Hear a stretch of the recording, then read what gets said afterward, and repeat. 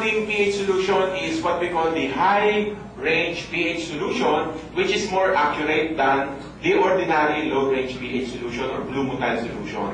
Okay, ang sabi ng mga doktor sa atin, dapat daw tayong uminom ng 8 baso ng tubig araw-araw, di ba? Tama naman yun, in order to hydrate our body. Kaya lang, hindi nila nabanggit kung anong klase ng tubig. Kasi hindi lahat ng tubig ay pare-pareho. Sana kung nasabi nilang alkaline, yun ang maganda. So dito, meron tayong example dito ng tubig, galing ito dun sa ating provider. At kapag nilagyan natin ito ng pH solution, makikita natin kapag ito ay naging kulay yellow, ibig sabihin acidic, kung naging kulay blue-violet, alkaline. So let us see. Maglalagay ako ng few drops ng ating pH solution, and you will notice that the water instantly becomes yellowish in color. So ano siya? Acidic. Problema sa liver yan. Sipin mo kung 8 glasses ka everyday, ito yung tubig na iniinom mo. Maapektuhan ito yung ating dugo.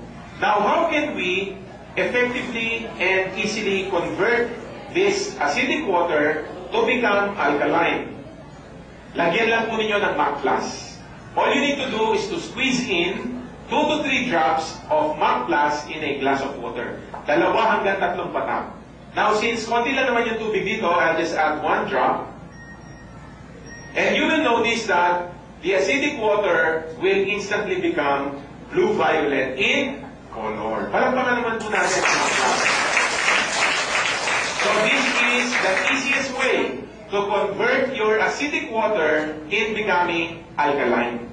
Yan ang inumin po ninyo. Araw-araw, uminom kayo 5 baso ng tubig na mayroong 2 o 3 patak ng MAC+. Okay, few weeks ago, galing po kami sa Mindanao at may nagtanong. Sabi nila, Jonathan, alam mo, meron kaming product eh. Pag nilagay sa tubig, nagiging blue-violet din ang kulay. No? Meron mga sodium ascorbate kasi na ginagamit, nagiging blue-violet din yung tubig.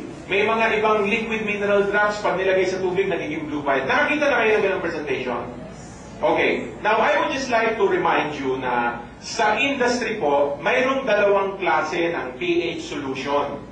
Meron tayong tinatawag na high-range pH solution, which is used by BFAD as the standard in measuring pH level of water. Meron din namang available sa market na tinatawag nating low-range pH solution, commonly known as blue motile solution. Now, most of the companies who are promoting sodium ascorbate products or liquid mineral drops are using blue motile solution.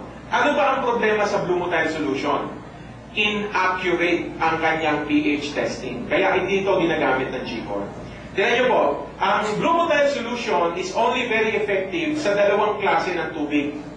Pwede lang gamitin ang blue motile either sa distilled water or sa purified water. Magre-request ako na humingi tayo ng tubig, no, yung galing sa gripo. Pwede ba, Albert? Hingi tayo ng tubig galing sa gripo para makita po ninyo yung difference. Now, ilalagay ko po itong distilled water sa isang baso, and you will notice na clear color din yung tubig, no? Pagbubukas ko lang yan. But this time, I'm going to use blue motile solution o yung ating low-range pH solution. Okay, pag nilagay natin ito sa water, manonotice ninyo that the water also turned into yellowish color. Ibig sabihin, acidic siya. So, yung mga ibang companies, ang gagawin na nila ngayon, kukuha sila ng product nila, it could be sodium ascorbate, ilalagay dun sa tubig, lo and behold, magiging bluish yung water. So, alkaline na daw, parang baka na yung mga tao. Kung meron naman silang other product, liquid drops, ilalagay nila, it will turn into blue-violet color.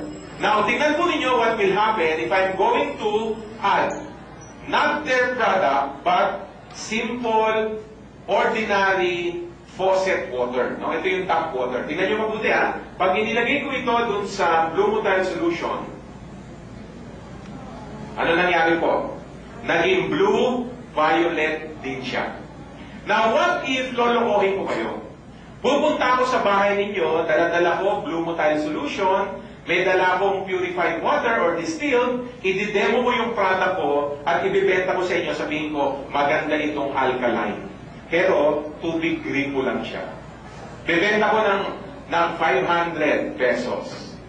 Baka mabibili ninyo pag nakita ninyo yung advantage ng alkalinity sa katawan. Kaya lang nakakalungkot, maraming companies ngayon ang deceptive ang kanilang presentation because they are using inaccurate testers. Inaccurate kasi yung low-range pH solution. Pero dito sa G-Core, we are using the high range. Ito yung standard ng BFAD sa pagtitest ng pH level ng tubig. Okay? So ngayon naman po, I'm going to show you kung ano ang ginagawa ng katawan o ang ginagawa ng MAC Plus kapag tayo ay na-expose sa acidic condition or acidic food. Ipagpalagay po ninyo na ito yung ating dugo. Now, I will add an acidic chemical which represents the food that we eat. No? Ito yung kumakatawan sa mga pagkain acidic na ating kinakain. For example, uminom po kayo ng coffee. Yan. Imagine niyo in every cup of acidic coffee, you are making your blood acidic. Eh, sinamahan mo pa ng soft drinks, tocino, longganisa, ham, bacon. Merong may utang, hindi nagbabayad, stress na kayo dyan.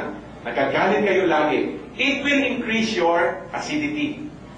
Imagine niyo kung ilang taon na kayo, laging ganyan ang nangyayari sa dugo. Huwag kayong magtaka kung bakit mahirap tayong makarecover sa mga karamdaman. It's because of acidic blood. Now, how can we simply neutralize acidity in the body?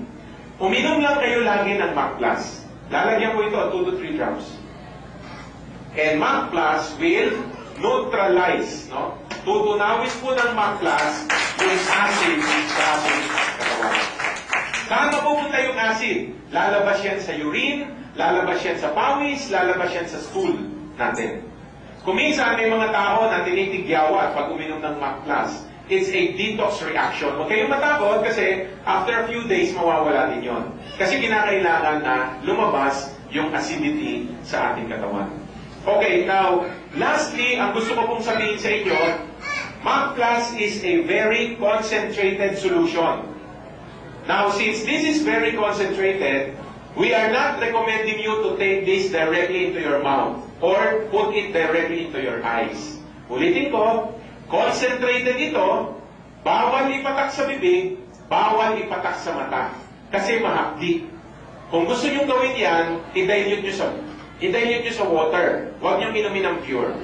Okay. Now, yung MAC Plus, ang isa pang ginagawa niya is to increase your energy level. Ang isang tao kapag uminom ng ating produkto ay biglang lalakas ang katawan. Saan ba nanggagaling yung ating lakas? Maalala nyo kanina doon sa slide, ang ating dugo ay merong electricity, may kuryente. At natuklasan na yung kuryente na dumadaloy sa ating dugo ay nasusukat around 9 millivolts. Yan yung kuryente ng ating katawan.